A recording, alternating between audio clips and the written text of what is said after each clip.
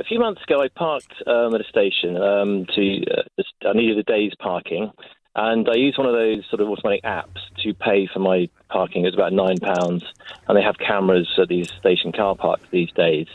So a few weeks later, I got a penalty charge notice, and what had happened was I'd entered the wrong registration number for my car. It was for a previous car that had been scrapped. Been there, done it, Peter. Yeah. So I thought, I appealed through their internal appeals process and said, I confessed and everything. Said, look, I paid for the day, but it was just the wrong registration. Can you, rescind the PCN? And they said no, and they were going to charge, and they ended up charging me, for the PCN. So I paid it. I just wanted to get rid of the problem. But I have two questions. One is, what is the legal position? Have I fulfilled that contract, even though I pressed the wrong button in the app?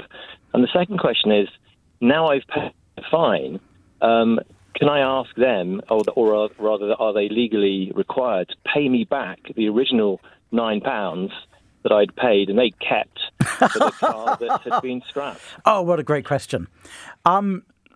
Okay, let's deal with the first question first. Well, in fact, let's answer a completely separate question first, Peter, which is whether you were obliged to pay the money in the first place, pay the fine in the first place. Now, parking companies hardly ever allow appeals on grounds like this, but you can appeal from the refusal of the parking company to allow your appeal, if that makes sense. So a second level of appeal to something called Poplar or the IPA. There are two different appeal bodies depending on who operated the car park. And in my experience, at the second level appeal, the appeal because you entered the wrong registration into your app will normally be allowed as long as it's the first time you've done it. Was it the first time you've done it? It was, yeah. I hate to tell you this, but you probably would have been successful if you'd gone to the next appeal level. And I'll say this, by the way, I've done exactly the same thing, not with a scrapped car, but I've got two cars, but with the wrong car. And I got the fine set aside at the second appeal level. And all you have to do is write a letter, basically. So I'm afraid you're going to be gnashing your teeth over that one.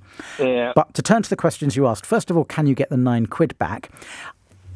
I don't know if you can. The principle of it, really, Daniel. No, I get that. And lawyers, you said you got charged thousands of pounds last time you went to a lawyer. Lawyers love clients with principle because your clients with principles are the ones who pay us all the money, even when we think they don't have a case. So dealing with your £9, I don't think you would be entitled to get it back, to be frank, because what you did is you bought a license to park, car registration, whatever, in that car park for a day.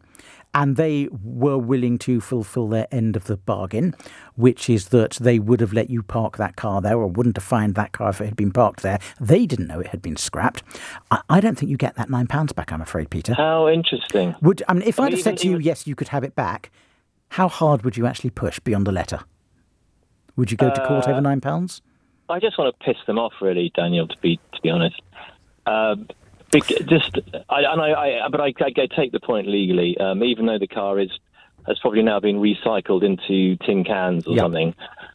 Peter, you had a first question. I answered the second. And sorry, I've forgotten what it was. Tell me again. The first was just do I? Well, I suppose it's retrospective now, but did I have? Were they in the wrong to fine me?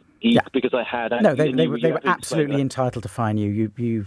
Right. There was a car there that hadn't had the parking paid for. 100% entitled to fine you. But on appeal, as I say, second appeal, even though legally you're in the wrong, the second level of appeal would almost certainly have let you off.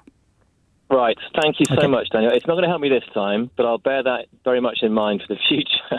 Well, I think the best advice for the future, Peter, is don't enter the wrong registration number. Prevention rather than cure is always best here.